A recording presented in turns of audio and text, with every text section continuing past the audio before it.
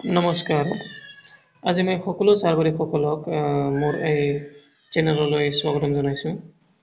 আজি মই এটা গুৰুত্বপূৰ্ণ খবৰ আপোনালোকৰ বাবে প্ৰস্তুত কৰিছোঁ এই ভিডিঅ'ৰ যোগেদি। সচৰাচৰ আমাৰ চাৰবাৰীসকলে সকলোৱে ময়ো নিজেও কেতিয়াবা সেইটো বিচাৰি ফুৰোঁ জানিবলৈ। গতিকে আজি মই এই হেৰিটো পালোঁ এই নটিচটো পালোঁ। এটা মিনিট হৈছিলে এটা ভিডিঅ' কনফাৰেঞ্চ হৈছিলে। এই ভিডিঅ' কনফাৰেঞ্চৰ মিনিটত এই হেৰিটো লিখা আছে। এতিয়া কথাটো হ'ল টিচাৰ ট্ৰান্সফাৰৰ ক্ষেত্ৰত মিউচুৱেল ট্ৰান্সফাৰ আৰু এই ক্ষেত্ৰত কাৰ মাজত ট্ৰান্সফাৰটো এপ্লাই কৰিব পাৰি। আৰু তাৰপিছত ট্ৰান্সফাৰ অৰ্ডাৰ ওলোৱাৰ পাছত যদিহে কোনোবা এজনে বা এগৰাকীয়ে জইন নকৰে এটা নিৰ্দিষ্ট সময়ৰ ভিতৰত, তেতিয়া কি হ'ব? এই গোটেই প্ৰশ্নৰ উত্তৰটো মই আজি এই ভিডিঅ'ৰ যোগেদি আপোনালোকলৈ দিম বুলি ভাবিছোঁ, আগবঢ়াই দিম বুলি ভাবিছোঁ। এতিয়া চাওক চাৰবাৰীসকল, যিটো ভিডিঅ' কনফাৰেঞ্চ হৈছিলে, এই ভিডিঅ' কনফাৰেঞ্চটো যোৱা বছৰ 2023 চনৰ মে' মাহৰ 18 তাৰিখে হৈছিলে।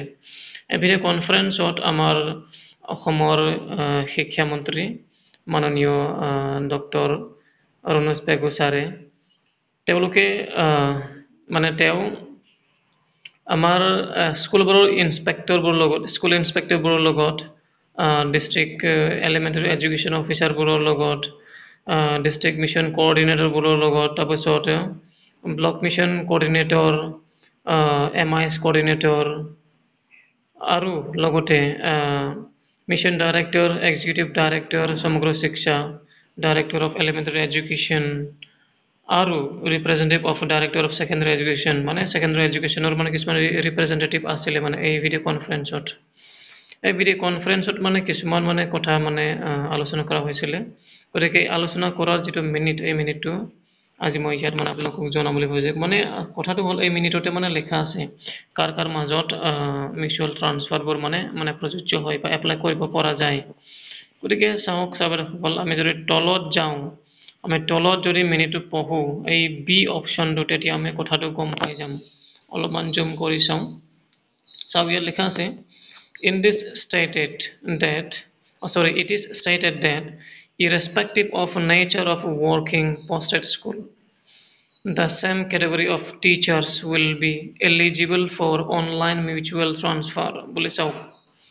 ইয়াতে আপোনাৰ নেচাৰটো আচলতে চোৱা নহয়, ঠিক আছে। তাৰপাছত কথাটো হৈছে, যদিহে কেটেগৰী যদি ছেম হয়, তেতিয়াহ'লে আপোনাৰ হেৰিটো আপুনি যদি মিউচুৱেল ট্ৰান্সফাৰ কাৰণে এপ্লাই কৰিব বিচাৰে, সেই আপুনি এপ্লাই কৰিব পাৰিব। ৰেগুলাৰ হ'ব লাগিব। যেনেকুৱা আপুনি যদি ৰেগুলাৰ হয়, তেতিয়াহ'লে আপুনি তেওঁৰ লগত এপ্লাই কৰিব পাৰিব। কথাটো সেইটোৱে, ঠিক আছে। আচলতে ইয়াত কোৱা মতে নেচাৰটো ইয়াত আচলতে চোৱাও নহয় দেই। কোৱা মতে আচলতে ক'বলৈ গ'লে আপুনি যদি ৰেগুলাৰ হয়, তেতিয়াহ'লে কোনোবা SSR লগতো এপ্লাই কৰিব পাৰিব, এইটো কথাটো ইয়াত কোৱা হৈছে।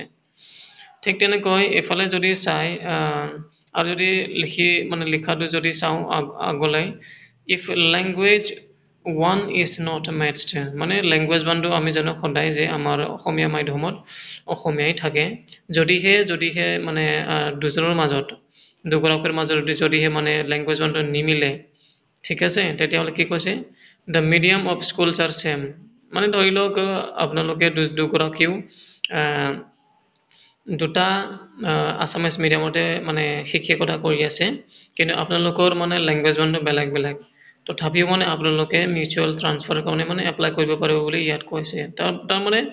আমি ইয়াৰ পৰা গম পালোঁ যে আপোনালোকে যদিহে আপোনালোকৰ টিচিং নেচাৰটো একে, কথাটো সেইটোৱে আৰু যে কেটেগৰীটো একে হ'ব লাগিব, যেনেকৈ ৰেগুলাৰ হ'ব লাগিব, কথাটো সেইটোৱে, ঠিক আছে।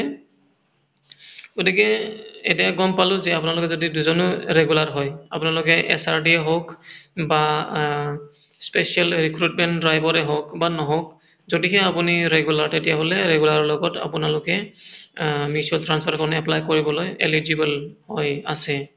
তাৰপিছত আৰু এইটোকে কৈছে, আকৌ মই ৰিপিট কৰিছোঁ দেই কথাটো, যে লেংগুৱেজ যদিহে বেলেগ বেলেগ, তথাপিও যদি আপোনালোকৰ মানে মিডিয়ামৰ ইনষ্ট্ৰাকশ্যন মানে মিডিয়ামটো যদিহে একেই আছামিজ মিডিয়ামে হয় তেতিয়াহ'লে আপোনালোকে মানে এপ্লাই কৰিব পাৰিব তাৰপিছত আৰু এটা প্ৰশ্নৰ উত্তৰটো মই আজি দিম বুলি ভাবিছোঁ তললৈ আমি যদি চাওক ইয়াত দিয়া হৈছে in case of one partner